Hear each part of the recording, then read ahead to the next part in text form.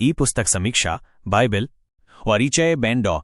Bible की ई पुस्तक के रूप में समीक्षा करना एक सौभाग्य और चुनौती दोनों है। यहूदी धर्म और ईसाई धर्म का मूलभूत ग्रंथ होने के नाते और मानव इतिहास में सबसे प्रभावशाली कार्यों में से एक होने के नाते बाइबल साहित्य, इतिहास और धर्म की पारंपरिक सीमाओं को पार करती है। यह अरबों लोगों के लिए एक पवित्र ग्रंथ है, फिर भी इसे एक साहित्यिक कृति, एक ऐतिहासिक दस्तावेज और एक सांस्कृतिक आधारशिला के रूप में भी अध्ययन किया जाता है। अपने ई पुस्तक स्वरूप में बाइबल पहले से कहीं अधिक सुलभ हो गई है, जो सदियों की आध्यात्मिक परंपरा, नैतिक शिक्षा, कविता, भविष्यवाणी और कथाओं का एक डिजिटल प्रवेश द्वार प्रदान करती है। यह समीक्षा बाइबल को उसके साहित्यिक गुणों, कथा संरचना, विषयगत सामग्री और ऐतिहासिक महत्व पर ध्यान केंद्रित करते हुए सख्त धार्मिक या धर्मशास्त्रीय परिप्रेक्ष्य के बजाय देखती है। हम इस बात पर भी विचार करेंगे कि ई पुस्तक प्रारूप पढ़ने के अनुभव को कैसे बढ़ाता है या बाधित करता है।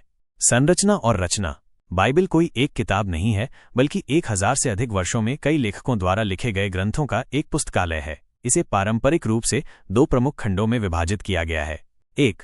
Old testament Hebrew Bible. इस भाग में यहूदी धर्म और ईसाई धर्म दोनों के लिए पवित्र ग्रंथ शामिल हैं, जैसे कि उत्पत्ति, जेनेसिस, निर्गमन, एक्सोडस, भजन संहिता, साम्स और यशाया, आइज़ाया। इसमें इतिहास, कानून, भविष्यवाणी और कविता शामिल है। 2. New testament. ये केवल ईसाई धर्म के लिए अद्वितीय है। इस भाग में सुसमाचार, गॉस्पेल्स, प्रेरितों के कार्य, acts of the apostles, epistle पत्र और रहस्योद्घाटन की अपोकलिप्टिक पुस्तक बुक ऑफ रेवलेशन शामिल हैं। विभिन्न ईसाई परंपराएं बाइबल के अपने संस्करणों में विभिन्न पुस्तकों को व्यवस्थित और शामिल करती हैं। उदाहरण के लिए कैथोलिक बाइबल में ड्यूटेरोकैनोनिकल पुस्तकें शामिल हैं, जबकि प्रोटेस्टेंट बाइबल में नहीं।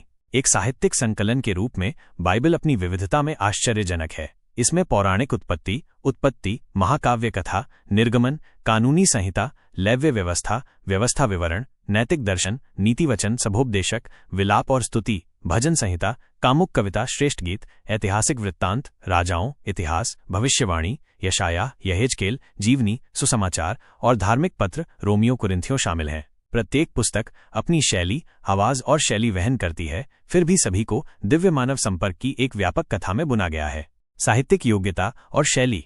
बाइबल की साहित्यिक कलात्मकता गहरी है। विशेष रूप से किंग जेम्स संस्करण 1611 ने अपनी काव्यात्मक शब्दावली और लयबद्ध ताल के साथ अंग्रेजी भाषा को आकार दिया है। Let there be light, by the skin of your teeth और a thorn in the flesh जैसे वाक्यांशों की उत्पत्ति बाइबल अंग्रेजी में हुई है। आधुनिक अनुवादों में भी साहित्यिक गुणवत्ता शक्तिशाली बनी हुई है।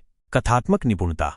बाइबल कुछ सबसे सम्मोहक कहानियां प्रस्तुत करती है। उत्पत्ति 1 में सृजन की कहानी काव्यात्मक और व्यवस्थित है, जबकि उत्पत्ति 2-3 में दूसरी सृजन की कहानी अधिक मानवरूपी और व्यक्तिगत है। मिस्र से इसराइलियों की मुक्ति की निर्गमन कथा यहूदी पहचान का मूल है और इसने स्वतंत्रता और न्याय के लिए अनगिनत आंदोलनों को प्रेरित किया है।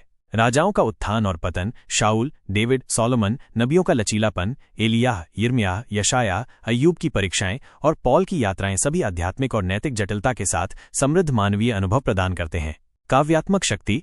भजन संहिता शायद सबसे प्रिय काव्यात्मक खंड है। वे मानव भावनाओं की पूरी श्रृंखला, खुशी, निराशा, कृतज्ञता, क्रोध, आशा को ऐसी भाषा में व्यक्त करते हैं जिसने सहस्राब्दियों तक पाठकों को सांत्वना दी और चुनौती दी है। सभोपदेशक और श्रेष्ठ गीत जैसी अन्य काव्यात्मक पुस्तकें धार्मिक ग्रंथों में शायद ही कभी देखे गए दार्शनिक और कामुक ध्यान प्रदान करती हैं।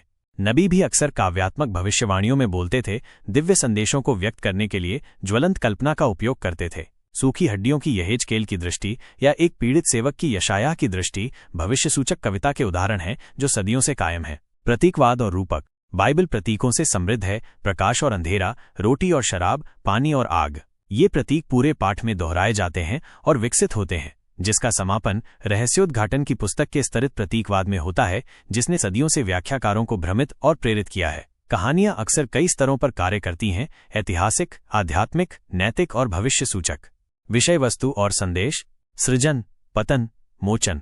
बाइबल के केंद्र में एक व्यापक मेटा कथा निहित है, सृजन, पतन, मोचन, बहाली। यह चाप ईडन के सामंजस्य से शुरू होता है, मानव विद्रोह में उतरता है, दिव्य न्याय और दया से मिलता है और नवीनीकरण के वादे में समाप्त होता है। इज़राइल की कहानी, यीशु का जीवन और मृत्यु और एक नए स्वर्ग और नई पृथ्वी की आशा सभी इस भव्य संरचना के भीतर फिट होती हैं। वाचा और कानून। बाइबल में केंद्रीय अवधारणाओं में से एक वाचा है, ईश्वर और लोगों के बीच एक पवित्र समझौता। नूह से अब्राहम तक, मूसा से डेविड तक, वाचाएं मानवता के साथ ईश्वर के संबंध को परिभाषित करती हैं। सिनाई में कानून का दिया जाना, 10 आज्ञाएं और बड़ा मूसा का कोड, न्याय, पवित्रता और पूजा के लिए एक नैतिक मार्गदर्शक और एक धार्मिक आधार दोनों के रूप में कार्य करता है। न्याय और दया। भविष्य सूचक पुस्तकें लगातार सामाजिक न्याय का आह्वान करती हैं, विधवा, अनाथ और अजनबी की देखभाल। यशायाह, आमोस और मीका उत्पीड़न और पाखंड के खिलाफ शक्तिशाली रूप से बोलते हैं। साथ ही बाइबल दया भी दर्शाती है टूटे हुए, पापी और बाहरी व्यक्ति के प्रति ईश्वर की करुणा। विश्वास और संदेह। बाइबल में पात्र अक्सर जटिल और गहरे मानवीय होते हैं। अय्यूब ईश्वर के न्याय पर सवाल उठाता है, डेविड पाप करता है और पश्चाताप करता है, पतरस यीशु को अस्वीकार करता है लेकिन उसे बहाल किया जाता है। विश्वास को अटूट निश्चितता के रूप में नहीं बल्कि संदेह, विफलता और आशा के माध्यम से एक यात्रा के रूप में चित्रित किया गया है। प्रेम और बलिदान। न्यू टेस्टामेंट अगापे आत्म बलिदान करने वाले प्रेम को सर्वोच्च गुण के रूप में जोर देता है। यीशु का जीवन और शिक्षाएं, विशेष रूप से सुसमाचारों में चित्रित विनम्रता, क्षमा, दुश्मनों के लिए प्रेम और अंतिम बलिदान के विषयों के इर्द गिर्द घूमती हैं। पॉल के पत्र कृपा, अप्रयुक्त अनुग्रह और हृदय के परिवर्तन के विचार पर विस्तार करते हैं। ऐतिहासिक और सांस्कृतिक प्रभाव। बाइबल ने पश्चिमी सभ्यता को किसी भी अन्य पुस्तक से अधिक आकार दिया है। इसका प्रभाव कला, संगीत, राजनीति, दर्शन और साहित्य में स्पष्ट है। माइकल एंजेलो के डेविड से लेकर हैंडल के मसीहा तक, मिल्टन के पैराडाइज लॉस्ट से लेकर मार्टिन लूथर किंग जूनियर के भाषणों तक बाइबल इतिहास में गूंजती है। इसका नैतिक ढांचा कानूनों, नैतिकता और मानवाधिकारों को सूचित करता है। उन्मूलन, नागरिक अधिकार और सामाजिक न्याय के आंदोलनों ने इसके विषयों का उपयोग किया है। इसके विपरीत इसका उपयोग गुलामी, युद्ध और उत्पीड़न को सही ठहराने के लिए भी किया गया है, जो संदर्भ और व्याख्या के महत्व को रेखांकित करता है। ई पुस्तक प्रारूप में पहुंच।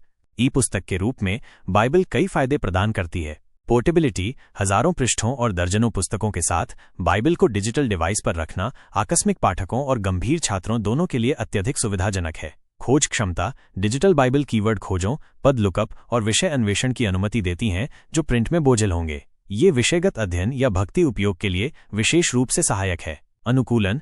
पाठक फ़ॉन्ट आकार समायोजित कर सकते हैं, अनुवाद बदल सकते हैं, नोट्स ले सकते हैं और ऑडियो सुविधाओं का उपयोग कर सकते हैं। कई ऐप्स में अध्ययन उपकरण, मानचित्र, टिप्पणियां और क्रॉस संदर्भ भी शामिल हैं। कई अनुवाद। ई पुस्तक प्रारूप में अक्सर कई संस्करणों, उदाहरण के लिए NIV, ESV, KJV, NRSV तक पहुंच शामिल होती है, जिससे पाठक आसानी से भाषा और व्याख्या की तुलना कर सकते हैं।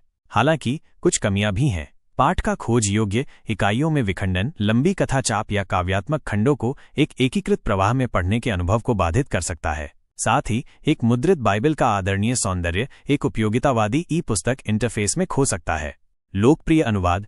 अनुवादों पर एक संक्षिप्त नोट आवश्यक है। कुछ सबसे व्यापक रूप से पढ़े जाने वाले अंग्रेजी संस्करणों में शामिल हैं किंग जेम्स वर्जन, KJV, राजसी भाषा के साथ एक साहित्यिक क्लासिक, हालांकि इसकी पुरातन शैली आधुनिक पाठकों को चुनौती दे सकती है। न्यू इंटरनेशनल वर्जन, NIV, पठनीयता और सटीकता को संतुलित करता है, इंजीलवादियों के बीच लोकप्रिय। इंग्लिश स्टैंडर्ड वर्जन, ESV, अध्ययन और उपदेश के लिए पसंद किया जाने वाला एक अधिक शाब्दिक अनुवाद। New revised standard version, NRSV, अकादमिक और मुख्यधारा के प्रोटेस्टेंट सेटिंग्स में व्यापक रूप से उपयोग किया जाता है, समावेशी भाषा और विद्वत्तापूर्ण कठोरता के लिए जाना जाता है। द मैसेज, एक आधुनिक वाक्यांश जो सटीक शब्दांकन के बजाय स्वर और भावना को पकड़ने का प्रयास करता है।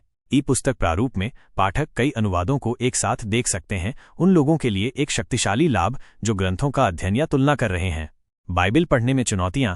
अपनी सुंदरता और महत्व के बावजूद बाइबल पढ़ना आसान नहीं है। इसका प्राचीन संदर्भ, जटिल वंशावली और संस्कृति बाध्य कानून नेविगेट करना मुश्किल हो सकता है। लेवीय या गिनती जैसी पुस्तकें बिना मार्गदर्शन के दोहराव या अस्पष्ट लग सकती हैं। हिंसा, दिव्य न्याय और प्रतीत होने वाले विरोधाभासी अंश भी गहरे प्रश्न उठाते हैं।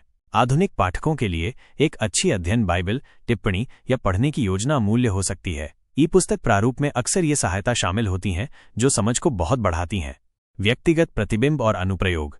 बाइबल न केवल बौद्धिक जुड़ाव बल्कि व्यक्तिगत प्रतिबिंब को भी आमंत्रित करती है। चाहे दिव्य रहस्योद्घाटन या गहन साहित्य के रूप में पढ़ा जाए, ये पहचान, उद्देश्य, नैतिकता और अर्थ के बारे में प्रश्न उठाता है। इसकी कहानियां पूछती हैं, मैं कौन हूं, मनुष्य होने का क्या अर्थ है, अच्छा जीवन क्या है, ईश्वर को क्या चाहिए। कई पाठों को भजन संहिता में सांत्वना, सुसमाचारों में प्रेरणा और नबियों में चुनौती मिलती है। बाइबल व्यक्तिगत परिवर्तन और सांप्रदायिक जिम्मेदारी दोनों की बात करती है। इसकी शक्ति न केवल इसकी ऐतिहासिक सामग्री में निहित है बल्कि इसकी जीवंत प्रासंगिकता में भी है। निष्कर्ष, बाइबल को एक ई पुस्तक के रूप में पढ़ना मानवता के महानतम साहित्यिक और आध्यात्मिक खजानों में से एक के द्वार खोलता है। जबकि इसे केवल एक किताब तक सीमित नहीं किया जा सकता है। ये पश्चिमी विचार की नींव, नैतिक प्रणालियों के विकास और मानवता की आध्यात्मिक लालसाओं को समझने की तलाश करने वाले किसी भी व्यक्ति के लिए आवश्यक पठन बनी हुई है। इसकी स्थायी ज्ञान, गहन कविता, नैतिक दृष्टि और महाकाव्य कथाओं ने जीवन और सभ्यताओं को आकार दिया है। चाहे विश्वास या जिज्ञासा के साथ, श्रद्धा या आलोचनात्मक दूरी के साथ संपर्क किया जाए, बाइबल हमें अस्तित्व के गहरे प्रश्नों से जूझने की चुनौती देती है। अपने डिजिटल रूप में बाइबल पहले से कहीं अधिक सुलभ हो गई है, फिर भी इसका रहस्य, गहराई और सुंदरता उतनी ही सम्मोहक बनी हुई है जितनी पहली बार चरमपत्र और स्क्रॉल पर लिखी गई थी। ये, सीधे शब्दों में कहें, अब तक संकलित सबसे महत्वपूर्ण ई पुस्तक है।